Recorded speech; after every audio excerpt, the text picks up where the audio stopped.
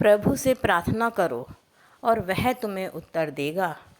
हे मेरे स्वर्गीय पिता, आकाश और धरती और समुद्र को बनाने वाले, जो कुछ उसमें है सब तेरी ही कृपा और प्रेम और दया से है।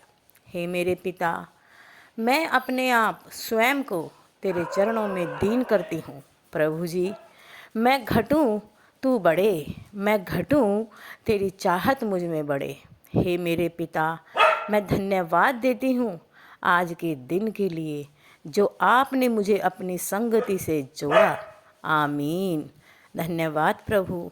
पवित्र पिता परमेश्वर का प्रेम, यीशु मसीह का अनुग्रह और सच्चाई, पवित्र आत्मा की संगति और सहभागिता मेरे साथ तथा संसार के सभी विश्वासी बहन भाइयों के साथ औघा औघन होती रहे।